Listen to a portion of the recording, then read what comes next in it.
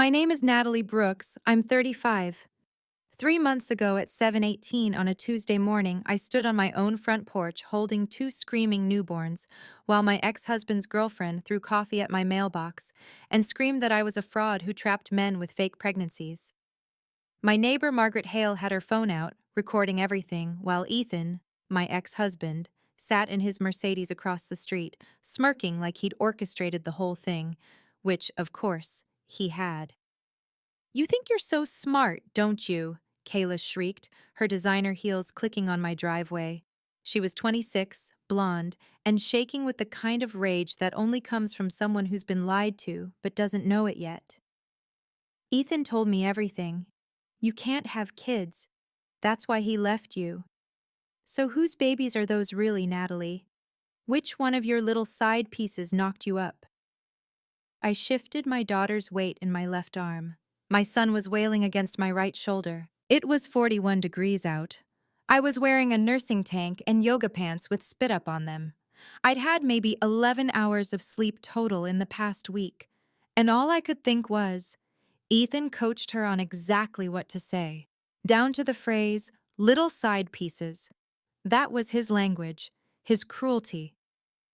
"Kayla," I said quietly, "please lower your voice. You're scaring my children." "Your children?" She laughed, high and sharp. "Prove it. Prove they're not some paternity trap. Ethan said you'd pull something like this. He said you've been stalking him for months, trying to get money." "I have never contacted Ethan once since our divorce was finalized." My voice stayed level. The babies were quieting down now, sensing my heartbeat. "Not once." "Liar?" Kayla took another step forward.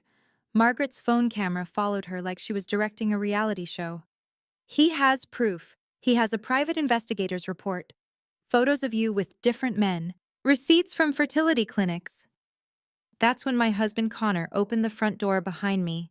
He was 42, broad-shouldered, with the kind of quiet presence that made people reconsider their volume. He'd been up all night with me, changing diapers and warming bottles, and he was still in his Marines t-shirt and sweatpants. "Ma'am?" he said to Kayla, his voice perfectly polite and absolutely final. "You need to leave our property. Now." Before I go on, if stories about standing up for yourself mean something to you, please hit like and subscribe and tell me in the comments where you're watching from right now and what time is it there. Kayla stared at Connor like he'd materialized out of nowhere. Across the street, Ethan got out of his Mercedes. He was wearing a suit that cost more than my monthly mortgage payment used to be, back when I had a mortgage, back when I had anything. "Connor McCoy!" Ethan called out, his voice dripping with false friendliness. Didn't know Natalie had upgraded to military charity cases. "What did she tell you? That she needed a hero? That's her specialty, you know, playing the victim." Connor didn't respond. He just looked at me, a question in his eyes. I nodded once. He took our daughter from my arms, then our son, cradling both of them against his chest like he'd been born doing it. Then he stepped back inside and closed the door, leaving me alone on the porch. "Ethan," I said, "go home. This is home." He gestured at the house next to mine, the one he'd bought 6 months ago, the one he'd moved into with Kayla specifically to torture me. "Or did you forget? We're neighbors now, which means I get to see exactly what kind of mother you're pretending to be. Margaret here has been very helpful, actually. Haven't you, Margaret?" Margaret Hale finally lowered her phone. She was 63, divorced, and had apparently decided that destroying me was her new hobby. "I'm just documenting the truth," she said primly. "Someone has to. Those babies cry all night. It's a disturbance. I've already contacted the HOA." "The HOA that Ethan is now president of?" I asked. "How convenient." "Not all of us have to scourge," Ethan said, using his favorite made-up word, his personal shorthand for scrape and beg. He'd invented it during our marriage, used it every time I asked for grocery money toward the end. "Some of us actually contribute to society. Speaking of which, Natalie, how's that little temp job going? Still fetching coffee at the marine supply warehouse?" I felt my face burn. That job, the one I'd taken at $8 an hour after he'd left me with $2,400 in my bank account and a legal bill of $31,000, had been my survival. I'd worked there for 14 months, then used every spare minute to get my real estate license, then my broker's license, then started Haven Projects, my firm that specialized in transitional housing design. We had 12 employees now. We'd won 4 awards. I'd been invited to advise a White House panel on affordable housing, but none of that mattered to Ethan. To him, I would always be the woman who couldn't give him children, the defective wife he'd discarded. "I need to feed my babies," I said. "Excuse me." "That's all you're going to say?" Kayla's voice went shrill again.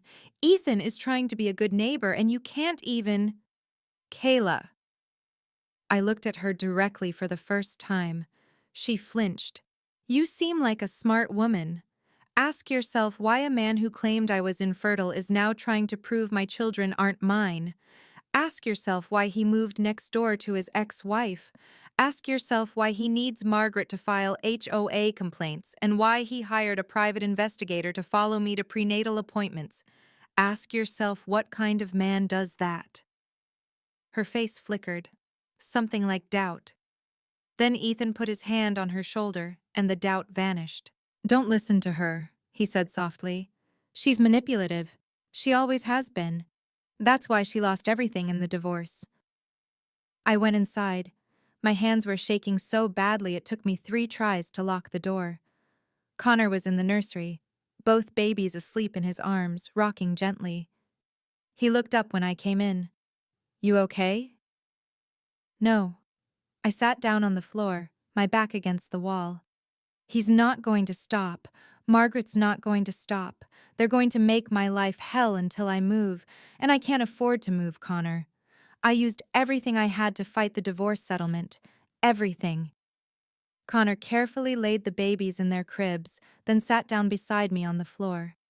He didn't try to hug me or tell me it would be okay. He just sat there, solid and present. "How much did you lose in the settlement?" he asked finally. $320,000. My voice cracked. "That's what my lawyer estimated. We were married 8 years. His business tripled during that time. I managed our household, organized all his corporate events, did all the networking that got him his biggest clients. And when we divorced, his lawyers undervalued everything. They claimed the business was failing. They claimed our investments were worthless. They threatened to drag it out for years, to bankrupt me with legal fees if I didn't accept." "And you accepted?" "I accepted $47,000 and got to keep my car. Ethan got the house, the business, the investment portfolio, everything." I wiped my eyes. "And then he sold our house for $890,000 6 months later. Bought the one next door for $650,000 cash, just to ruin me." Let me take you back 4 years to the day I met Connor. I'd been working at Harbor Marine Supply for 6 months, and I was eating lunch alone in my car because I couldn't afford the food truck, and I was too proud to eat in the break room with a homemade sandwich. It was raining. I was listening to a podcast about real estate licensing and trying not to cry. Someone knocked on my passenger window. A man in a worn Marine's jacket, holding an umbrella and a paper bag from the Vietnamese place down the street. "Sorry to bother you," he said when I rolled down the window. "I'm Connor. I work in shipping. I noticed you always eat alone, and I got an extra banh mi by accident. Pork and pate.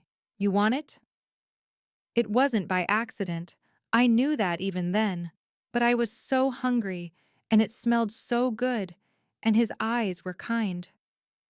"I'm Natalie," I said. "Thank you." He handed me the sandwich and started to walk away. "Wait," I called after him. "Don't you want to eat it with me?" He turned back, surprised. Then he smiled. Yeah, I'd like that." We ate lunch together every day for 3 months before I told him I was married. Separated, but technically married. He'd been so careful not to cross any lines, never asked me personal questions, never touched me beyond a handshake. When I finally explained the infertility, the failed treatments, Ethan's affair with his assistant Taylor, the divorce proceedings. Connor just listened. "I'm sorry," he said when I finished. "That's not right. You deserved better than that." "Everyone says that," I said bitterly. "No one means it." "I mean it." He pulled something from his wallet. A photo of a teenage girl with his eyes and a woman's smile. "My daughter Riley. Her mom died when she was 7. Cancer. I raised her alone for 11 years. She's in college now, studying engineering. And I'm telling you this because I know what it's like when people act like you failed at something you gave everything to. You didn't fail. He did." That was the moment. Not romance, not rescue, just recognition. Someone seeing me as a whole person instead of a broken vessel. We started dating after my divorce was finalized. Slowly, carefully. Connor had his own trauma, his own ghosts from 2 tours in Afghanistan. We didn't rush. We didn't make promises we couldn't keep. We just showed up for each other day after day until one morning I woke up and realized I was happy. When I got pregnant, I didn't believe it at first. After years of treatments, of specialists telling me my chances were less than 2%, I'd made peace with childlessness. I'd mourned that future. And then suddenly, there were 2 heartbeats on the ultrasound screen, and the doctor was saying, "Twins, healthy, strong." And I was sobbing so hard the technician had to stop the exam.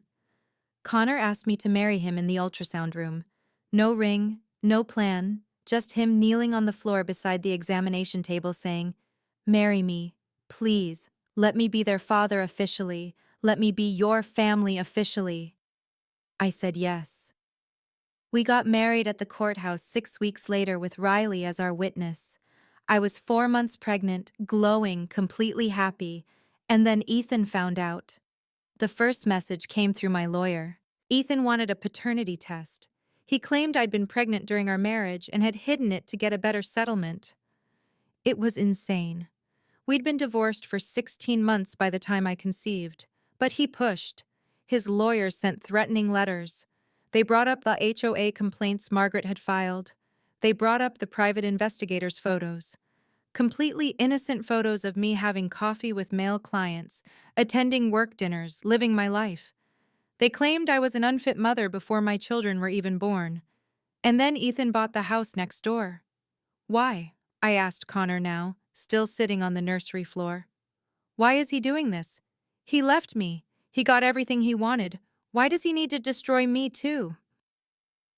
Connor was quiet for a long moment. Then he said, "Because you're happy. And he can't stand it." It got worse over the next 3 months.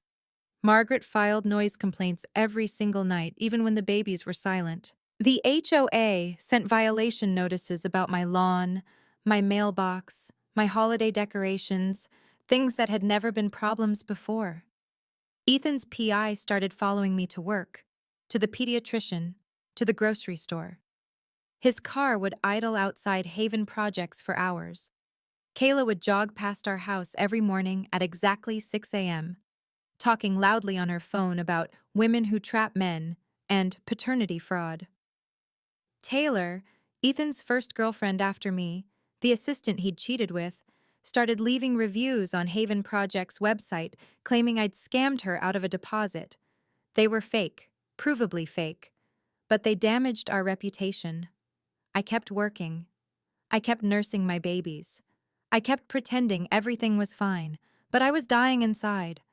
Every morning I woke up with my stomach in knots. Every time I left the house, I checked for Ethan's car. Every time my phone rang, I thought it was another legal threat. Connor saw it happening. Riley, home for summer break, saw it happening. Even my clients started to notice. One of them, Mrs. Chen, pulled me aside after a site meeting. "Natalie," she said gently. "Honey, you're shaking. What's wrong?" I tried to say nothing. The words came out anyway. "My ex-husband is trying to take my children. He's building a case that I'm unfit. He has an HOA president backing him up, a neighbor documenting everything I do, and lawyers who will drag this out until I can't afford to fight anymore. And I'm so tired. I'm so tired of being strong." Mrs. Chen hugged me right there on the construction site, hard hat and all. "You're not alone," she said. "You hear me? You're not alone." But I felt alone. Completely alone.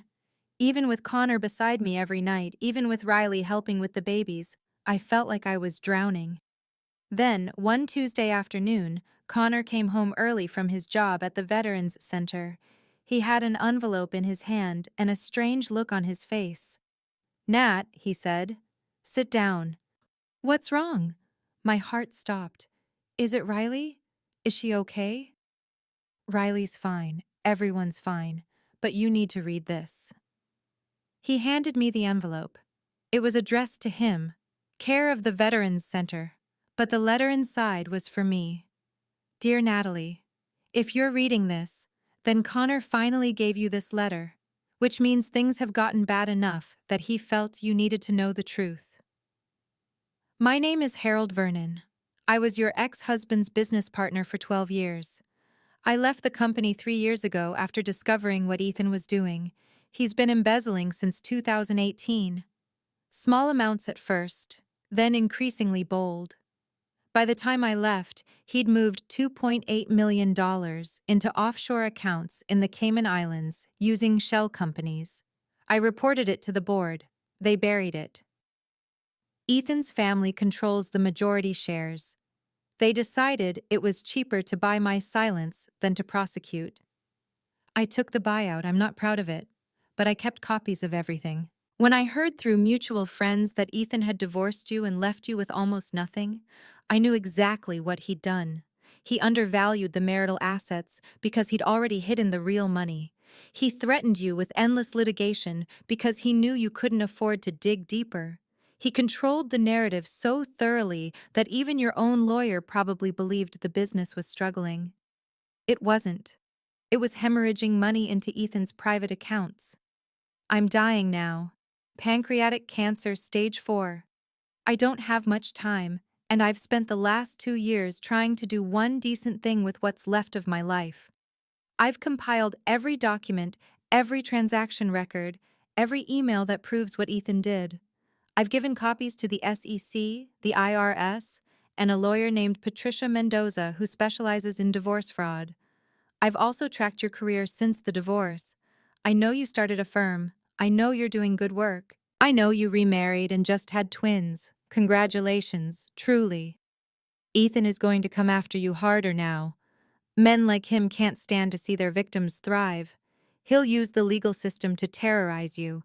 He'll use his money and his connections and his new position on the HOA board to make your life unbearable. Don't let him. You have more power than you know. Patricia Mendoza's office is at 1847 Hawthorne Street, Suite 320. She has everything, every document, every transaction, every lie Ethan told in your divorce proceedings. She's been waiting for you to be ready. I'm sorry I didn't come forward sooner. I'm sorry I took the buyout and stayed silent while he destroyed your marriage and your finances. I'm sorry this letter is coming to you through Connor instead of directly. But when I learned he was a veteran advocating for other veterans, I knew he was the kind of man who would know when you needed this information. You're not broken, Natalie. You were never infertile. The specialist told you stress and Ethan's behavior were likely factors. You're not a gold digger or a fraud or any of the things he's called you. You're a woman who survived a man determined to erase you. Don't let him finish the job. All my respect, Harold P.S. I've left a trust for your twins' education. $100,000 each. Connor has the details. Consider it my apology for not being brave enough to help you sooner. I read the letter 4 times, then I read it again. My hands were shaking so badly the paper rattled. How long have you had this? I asked Connor. 2 weeks. He sat down beside me. Harold contacted me at the center. He was a Marine too. We served in different units, but we knew people in common. He asked me to judge when you were ready to see this. I've been waiting for the right moment. The right moment? You've been hanging on by your fingernails, Nat. If I'd given you this a month ago, you would have charged into battle half prepared. You needed to be angry enough to fight but steady enough to win. He took my hand. Now you're both. I looked at the letter again, at the address, at the promise of evidence, documentation, proof. What if it's not enough? I whispered. It's enough. I've already spoken to Patricia Mendoza. She's been working on your case pro bono for 8 months. She has forensic accountants, SEC investigators, IRS auditors. She has Ethan's emails to his lawyers coaching them on how to manipulate you into accepting the bad settlement. She has recordings of Harold's conversations with the board covering up the embezzlement. Why didn't she contact me directly? Because you needed to want this. You needed to choose to fight. If she'd ambushed you with all this information while you were still drowning, you might have been too scared to act. Harold understood that. So did I. Connor squeezed my hand. Are you ready now? I thought about the coffee on my mailbox, about Kayla screaming lies on my porch, about Margaret's phone camera, and Ethan's smirk, and 3 years of being told I was worthless, defective, a burden. I thought about my babies sleeping in the next room, about Haven projects and the families I'd helped house, about Connor sitting on the floor with me every single time I fell apart, never once suggesting I should just give up and move away. Something clicked into place, something hard and clear and final. Yes, I said, I'm ready. Patricia Mendoza's office was in a high-rise downtown, all glass and steel and expensive furniture. She was 50-something, with silver hair and sharp eyes and a handshake that made me feel like I'd just signed up for war. Natalie, she said, gesturing me to a chair. I've been waiting for this meeting. Harold spoke very highly of you. I never met him. No, but he did his research. He knew exactly who you were and what you'd survived. She opened a file that had to be 6 inches thick. Let's be clear about what we have here. Your ex-husband embezzled $2.8 million from his company over a 7-year period. During that same period, he undervalued marital assets in your divorce by approximately $320,000. He perjured himself in divorce court by claiming financial hardship. He used company funds to pay for the private investigator he's now using to harass you, and he's currently under investigation by both the SEC and the IRS. My head was spinning. How much of this can we prove? All of it. Patricia turned the file toward me. Bank statements, email chains, notarized depositions from Harold Vernon and 2 other former employees. Wire transfer records showing money flowing to the Cayman accounts. Ethan's own handwriting on documents marked personal use, will reimburse. The SEC investigation is ongoing, Patricia continued. But the IRS moves faster when fraud is clear. They've already frozen his primary accounts. He doesn't know yet. The freeze happens this Friday at 5 p.m. His lawyers won't be notified until Monday morning. What does that mean for me?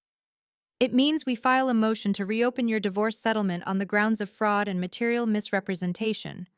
We have a court date in 6 weeks. In the meantime, I've also filed a restraining order against both Ethan and Margaret Hale for harassment. That'll be heard next Tuesday. He'll fight this. He has money, connections. Had money, Patricia corrected. His accounts are frozen. His board is panicking. His lawyers are about to drop him because they're implicated in the divorce fraud. And Harold's deposition is ironclad. He's willing to testify even though he's... She paused delicately. Even though his time is limited. I felt tears coming but pushed them back. Why is Harold doing this? Guilt, conscience, maybe both. Maybe... Patricia closed the file. He said he spent 12 years watching Ethan manipulate and discard people. He said you were the only one who deserved to know the truth. I left her office with a folder of documents and a court date. Connor was waiting in the car with the babies. He took one look at my face and smiled. We're fighting? He asked. We're fighting. Over the next 5 weeks, things moved fast. The restraining order was granted. Margaret stopped filming me. Ethan had to stay 50 feet from my property. The HOA complaints mysteriously stopped. Haven Projects won a major contract with the city. Riley came home for a long weekend and taught me how to block harassers on social media, and Ethan got desperate. His lawyers quit. His accounts stayed frozen. The SEC investigation leaked to the press, nothing explicit, but enough to make his investors nervous. His business partners started distancing themselves, and Kayla found out he'd been seeing Taylor again the entire time. She showed up at my door on a Wednesday afternoon, eyes red, makeup smudged. "I'm sorry," she said without preamble. "For everything. The coffee, the yelling, all of it. Ethan lied to me about everything. About you, about the divorce, about why you couldn't have kids." Her voice broke. "He showed me a medical report that said you were infertile. I just saw the same report with Taylor's name at the top. He's been recycling the same lies for all of us." I stood in my doorway holding my daughter, speechless. "He told me you were manipulative," Kayla continued, tears streaming now. "He said you trapped him in a marriage, that you faked infertility treatments to keep him, that you stole money from his business. I believed him. I'm so sorry." "Kayla, I found the offshore accounts. He was sloppy, left his laptop open. I saw everything. The shell companies, the Cayman transfers, the emails to his lawyers about coaching you into a bad settlement.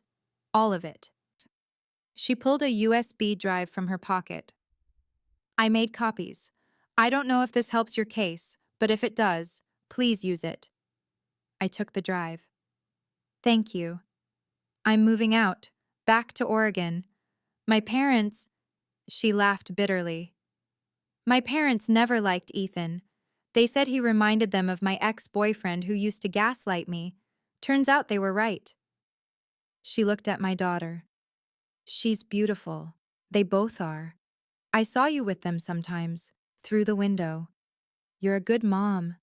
I'm sorry I ever said otherwise." After she left, I sat on the couch for 20 minutes, just holding the USB drive and trying to process. Connor came home from work and I showed him. "Kayla turned on him," I said. "She gave me evidence." Connor took the drive to Patricia Mendoza that night. She called back within 2 hours. "It's a gold mine," she said, practically gleeful. "Email chains we didn't have. Additional accounts in Taylor's name. Proof that Ethan paid Margaret Hale $5,000 to file false HOA complaints. Natalie, this is better than Harold's documents because it's current. It proves ongoing fraud." What happens now? Now we end him. The court date came. The restraining order hearing turned into a full evidentiary session when Patricia submitted Kayla's USB drive along with Harold's documentation.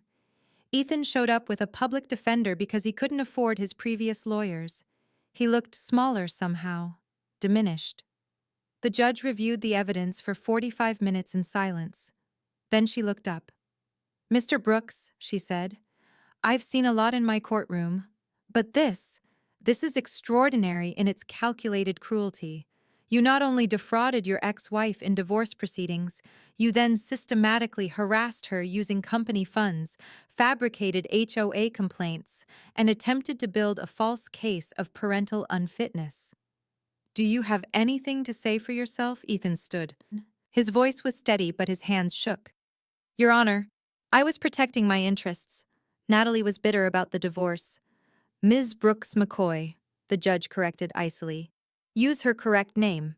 "She remarried quickly and got pregnant immediately. It seemed suspicious." "Because you told her for years she was infertile," Patricia interjected. "Because you blamed her for something that was never medically certain. And when she proved you wrong by building a successful life without you, you couldn't tolerate it." The judge held up her hand. "I've seen the medical records.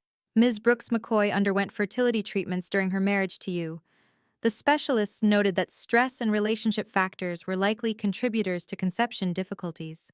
What I don't see is any medical documentation of permanent infertility." She looked at me. "Did any doctor ever tell you that you couldn't have children?" "No, Your Honor," I said quietly. "They said it was unlikely, not impossible." "And yet your ex-husband used this uncertainty to divorce you, undervalue marital assets, and then claim fraud when you remarried and conceived naturally." The judge's expression was disgusted.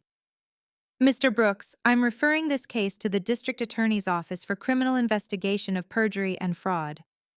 I'm also ordering an immediate forensic audit of all marital assets from your 8-year marriage, with an eye toward proper equitable distribution. In the meantime, the restraining order is extended indefinitely. You are not to contact Ms. Brooks McCoy, her family, her neighbors, or her place of business. Violation will result in immediate arrest. Ethan's face went white. Your Honor, this is concluded. Court adjourned. I walked out of that courtroom with Connor's hand in mine, Patricia beside us carrying her briefcase full of victory. We didn't speak until we got to the parking garage. Then Connor said, "You won." "Harold won," I corrected. He did this, not me. Harold gave you the weapon. You're the one who chose to use it. That Saturday, the news broke. Local business owner under investigation for embezzlement and fraud. The article didn't name me, court proceedings were still sealed, but everyone who mattered knew. My colleagues at Haven Projects, my clients, the neighborhood. Margaret Hale sold her house within a month and moved to Arizona. She never apologized. Taylor left Ethan and moved back to California. I heard through Riley that she told people she was just as much a victim as I was. Maybe she was. I didn't have energy to care. Kayla sent me a Christmas card from Oregon. It said, "Thank you for being kind when you had every reason not to be." I'm doing better. I hope you are too. I never responded. Some bridges are better left burned. But there was one thing left. One person I needed to see. Harold Vernon was in hospice at Willow Creek, a care facility 20 minutes outside town. Patricia had given me his room number. I'd been putting off the visit for weeks, afraid of what I'd say or what I'd feel. Connor drove me. The twins were with Riley for the afternoon. It was a cold Sunday in October, leaves falling in the parking lot, the kind of day that feels both sad and beautiful. Harold's room was small but comfortable. He was asleep when I arrived, so thin I almost didn't recognize him from the photos Patricia had shown me. 72 years old, dying because he'd spent 30 years smoking cigars after board meetings. I sat down in the chair beside his bed. The nurse had said I could stay as long as I wanted.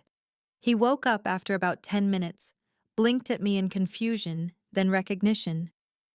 "Natalie Brooks," he said. His voice was reedy, damaged. "Heard you won." "I won," I confirmed, "because of you. Should have done it sooner."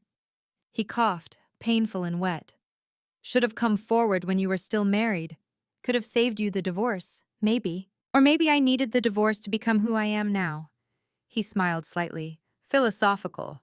"Connor said you were strong." Connor talks about me too much. Connor's a good man, so was my son, Marines, both of them. My boy died in Fallujah. Connor reminds me of him.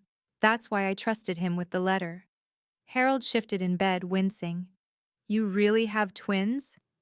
"Boy and girl, 3 months old. Connor worships them." "Good. That's good." His eyes were closing again. "I was a coward, you know. Took the money, stayed quiet, let Ethan destroy people for years. Your case, it's not redemption. Too late for that. But maybe it's something." "It's everything," I said. "You gave me my life back." "You did that yourself." He was fading. "I just gave you the tools." I stayed until he fell asleep again. The nurse told me he probably had a few weeks left, maybe less. I thanked her and left a note for Harold on his bedside table. "You weren't a coward. You were human. Thank you for choosing courage when it mattered most." Natalie. He died 6 days later. I went to the funeral. So did Connor and Patricia Mendoza, and 15 other people whose cases Harold had helped before he died. The pastor said Harold had spent his last year making amends, trying to right wrongs, living proof that it's never too late to choose better. I thought about that a lot in the months that followed. The forensic audit came back. Ethan owed me $387,000 in undervalued marital assets plus 8 years of interest. His frozen accounts were used to pay me first. $502,000 total settlement. The rest of his money went to the IRS and his creditors. His business collapsed. His board forced him out. His family connections dried up when the embezzlement details leaked. He moved to another state, I heard. Got a job in sales somewhere. I didn't care enough to check. I used the settlement to pay off Haven Project's startup loans and put the rest in a college fund for the twins. 3 months after the court victory, something else happened. Something I didn't expect. I was at a coffee shop near my office grabbing an afternoon latte when someone called my name. Natalie? Natalie Brooks? I turned. A woman about my age, professional clothes, nervous smile. I'm sorry to bother you, she said. I'm Rachel Chen. You designed the transitional housing complex for my mother's nonprofit. Mrs. Chen, yes, of course. I shook her hand. Is everything okay with the project? The project's perfect. Better than perfect. Rachel hesitated. I actually wanted to talk to you about something else. I work for a foundation that supports women entrepreneurs who've overcome difficult circumstances. We're starting a mentorship program. I read about your case in the news. Just the basics, nothing invasive.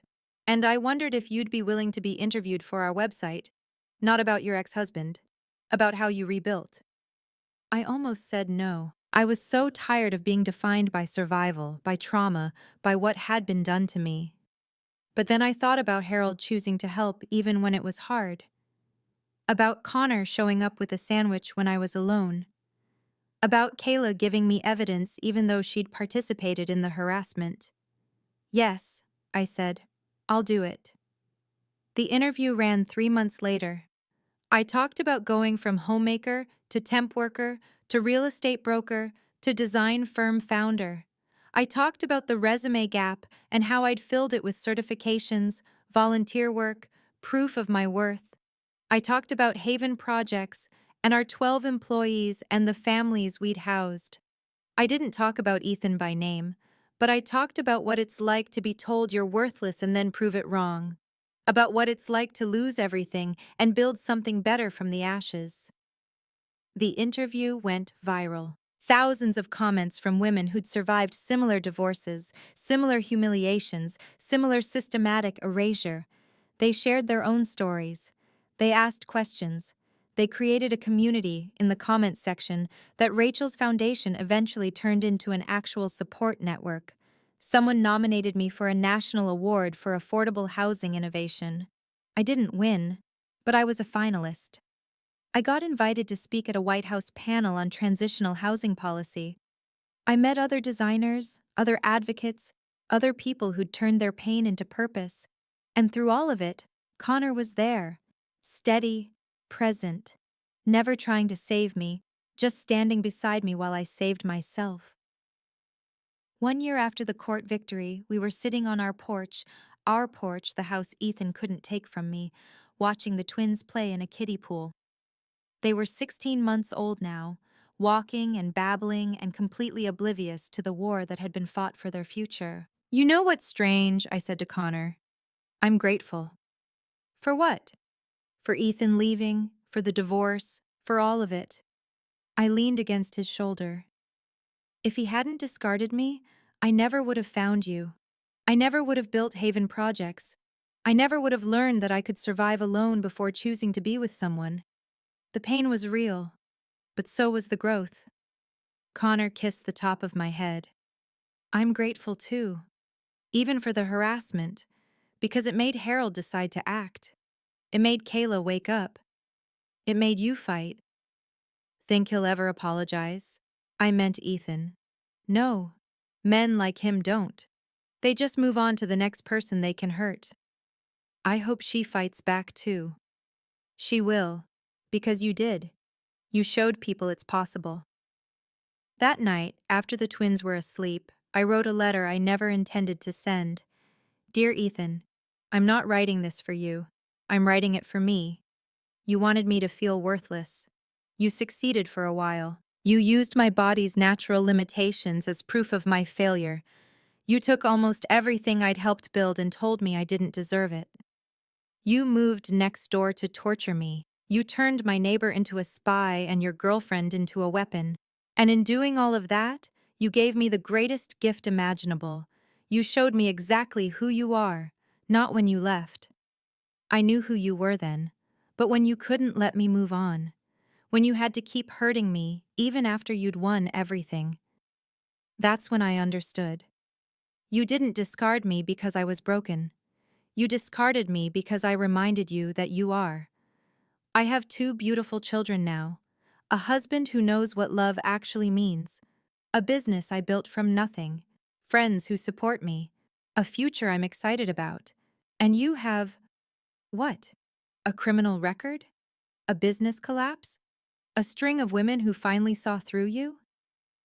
I hope you find peace someday. I really do. Not for your sake, for everyone you meet after this. But I'm not waiting around to see if you do. I'm done being your victim. I'm done being defined by what you took from me. I'm just done with you entirely. Natalie. I burned that letter in our backyard fire pit, watched the paper curl and blacken and turn to ash, felt the heat on my face and the night air cold on my back and the absolute certainty that I was free. That's the thing they don't tell you about revenge. Real revenge isn't public confrontation or dramatic speeches. Real revenge is living well without needing them to see it. It's building a life so full and rich that their opinion stops mattering entirely. 6 months later, I was standing on the neighborhood sidewalk at 11:23 a.m. on a Tuesday. The twins were at daycare. I'd just come from a meeting with city planners about a new transitional housing project. I was carrying my laptop bag and drinking an iced coffee and thinking about absolutely nothing related to Ethan Brooks. Then I heard his voice. Natalie. I turned. He was standing 20 feet away, barely on the legal side of the 50-foot restraining order. He looked older, tired. His suit was off the rack instead of tailored. His hair was graying. Kayla was with him. I blinked. Kayla? She stepped forward, and I realized, not Kayla. Different face, younger, similar blonde hair, similar desperate to please energy. This is Taylor, Ethan said. My fiancé. Not the Taylor I knew, a new one, of course. Congratulations, I said flatly. We wanted to talk to you, Taylor said. She sounded nervous. Ethan explained everything about the misunderstanding with the divorce settlement. The fraud, I corrected. The court called it fraud. And we thought maybe we could clear the air, start fresh.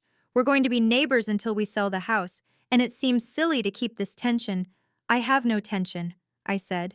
I have a restraining order, which requires Ethan to stay 50 feet from me. He's currently at 47 feet.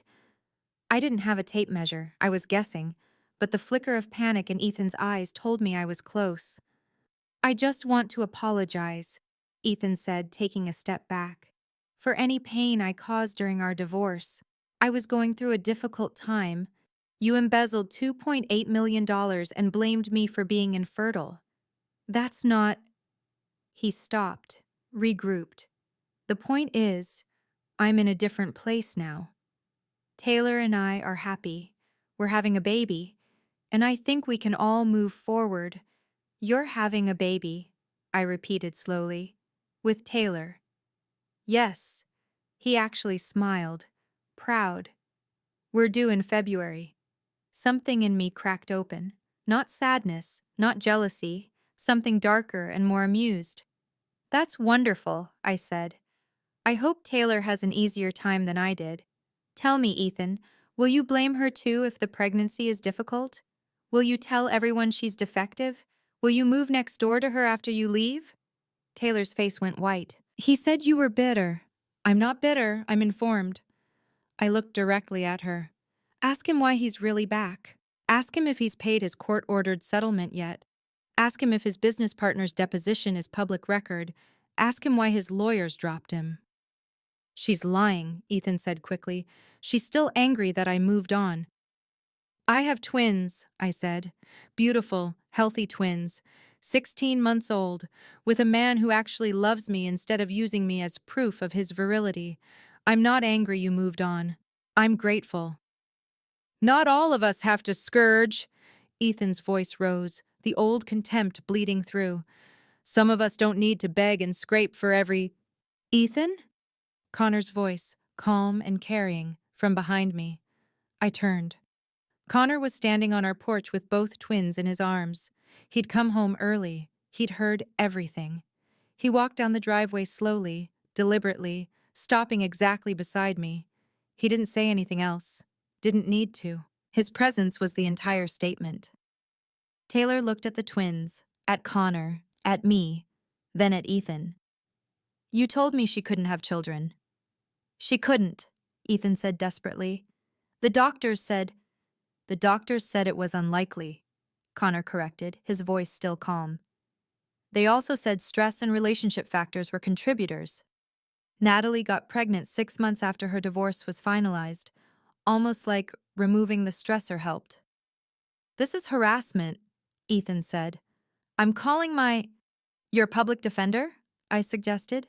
The one the court assigned because you can't afford your own lawyers anymore? Taylor took a step away from Ethan, then another. She was staring at the twins like they were proof of something terrible. You said she was infertile, she repeated. You said that's why you left. You said she was obsessed with getting pregnant, and it ruined your marriage. She was. The treatments, the hormones, she was impossible to live with. I did 3 rounds of IVF, I said quietly. 3 years of treatments that failed. I cried myself to sleep more nights than I can count. And you never once held me. You just got angry that I wasn't producing results. That's what you called it. Results. Margaret Hale had come outside from her old house. The new owners must have let her visit, and was watching from her former porch. Several other neighbors had drifted to their windows. Mrs. Chen from down the street was watering her garden and very obviously listening. Connor shifted our daughter to his other hip. Natalie, he said softly, you don't have to do this here. I know. But I wasn't done. I looked at Ethan one more time. I'm going to tell you something I learned this year. The most powerful thing you can say to someone who tried to destroy you is, you failed. Look at me. Look at my family. Look at my business. Look at my life. You took almost everything from me, and I built it back better. So thank you, actually. Thank you for showing me what I could survive. You think you won? Ethan's voice was shaking now. You think some settlement and a sob story makes you a winner? I had everything. Had, Connor said. Past tense. You're nobody, Ethan shouted. You're a temp worker who got lucky. You're a real estate broker, I said, and a licensed contractor, and the founder of Haven Projects, which employs 12 people and just won a $4.2 million city contract for transitional housing, and a mother, and a wife, and a person who doesn't need you to validate my existence. Taylor was crying now, silent tears running down her face. She looked young, too young. How old are you? I asked her gently. 24, she whispered. I closed my eyes briefly. He told you I was crazy, didn't he? That I tried to trap him? That he barely escaped? She nodded. I was 30 when we married. I'm 35 now. I gave him 8 years. I managed his household, organized his events, supported his career. And when my body didn't perform the way he wanted, he decided I was disposable. I looked at Ethan. How long until she's disposable too? I don't have to listen to this. Ethan grabbed Taylor's arm. Let's go. She pulled away. Don't touch me. Taylor, is any of it true? Her voice was stronger now. The embezzlement? The court case? The frozen accounts? It was a misunderstanding. The judge was biased. The judge was federal, Connor said. And the SEC investigation is public record. So is the IRS audit. So is the divorce fraud case. Taylor looked at me one more time. I'm sorry, she said. Then she turned and walked away. Not toward Ethan, just away. Ethan stood there on the sidewalk, alone, his face red and his hands clenched. He looked like he wanted to say something else, something cutting, something final, something that would make him feel powerful again. But there was nothing left, No money, no threats, no leverage, just a man who'd spent years destroying people and finally had nothing left to destroy with. Stay away from my family, I said. It wasn't a threat, just a statement of fact. The restraining order is permanent. Violate it and you'll be arrested. We're done. Connor and I turned and walked back to our house. The twins were babbling, oblivious to the drama. Mrs. Chen waved from her garden. Margaret Hale had disappeared back inside. I didn't look back to see if Ethan was still standing there. I didn't care. That night, after the twins were asleep, Riley video called from college. She'd heard about the confrontation. Mrs. Chen had texted her, because of course she had. Dad said you faced down the dragon, Riley said, grinning. He said you were amazing. I was tired, I corrected, and done with being afraid. Same thing. She paused. You know what I realized? I spent my whole childhood watching my dad handle things calmly, never yelling, never losing his cool, just being steady, and now I'm watching you do the same thing. You're good for each other. You're good for my siblings. I felt tears coming. They're lucky to have you as a sister. I'm lucky to have you as a stepmom, even if I'm technically too old for that to be official, she smiled. Thanks for fighting. Thanks for not letting him win. After the call ended, Connor came into the bedroom and sat beside me on the bed. You okay? He asked. Yeah, I think I am. I leaned against him. It's over, isn't it? Actually over. It's over. What if he violates the restraining order? What if he tries something else? Then we'll handle it. Together. Connor kissed my temple. But I don't think he will. You took his power, all of it. He's got nothing left but his own misery.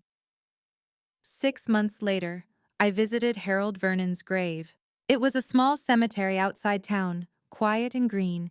His headstone was simple. Harold Vernon, 1952 to 2024, Marine, father, friend. He chose courage.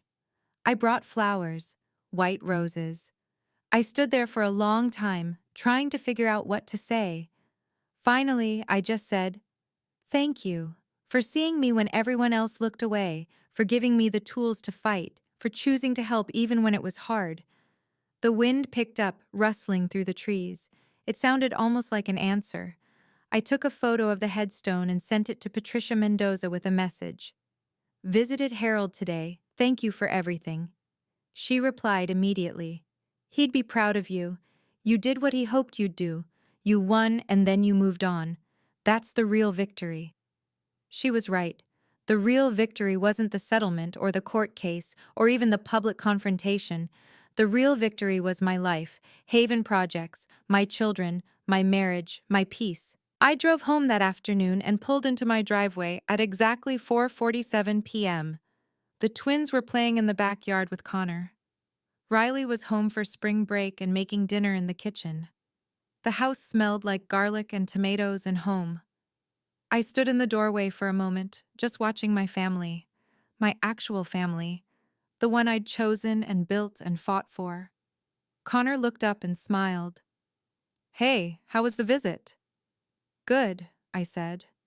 Really good.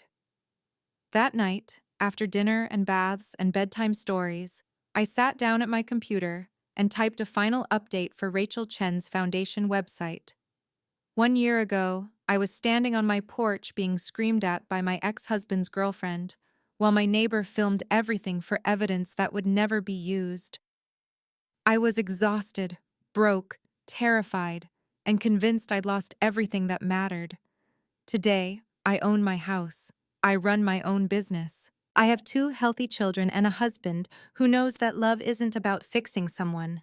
It's about standing beside them while they fix themselves. I didn't get here by being strong every day. I got here by being stubborn on the days I couldn't be strong. By accepting help from people who saw my worth when I couldn't see it myself. By learning that silence isn't peace. It's just the price you pay for someone else's comfort. If you're in a situation where someone is systematically trying to erase you, financially, emotionally, legally, please know this. They're trying so hard because you're a threat. You have power they're afraid of. You have potential they need to destroy before you discover it. Don't let them. Fight back. Get help.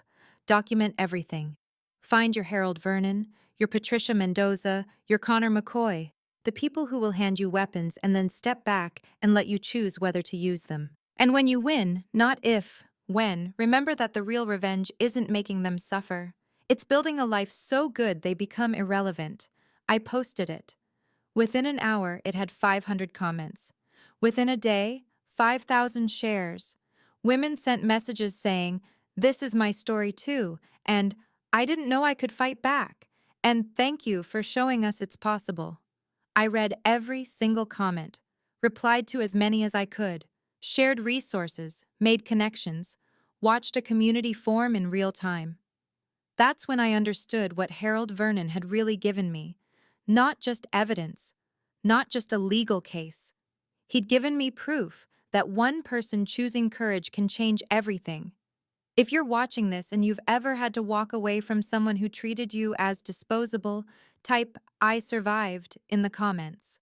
Or if you're still fighting, still gathering evidence, still building your case, type "I'm fighting back." Both are valid. Both are brave. And if this story means something to you, check the description for more stories just like this one. Stories about people who refuse to stay erased. Thank you for being here.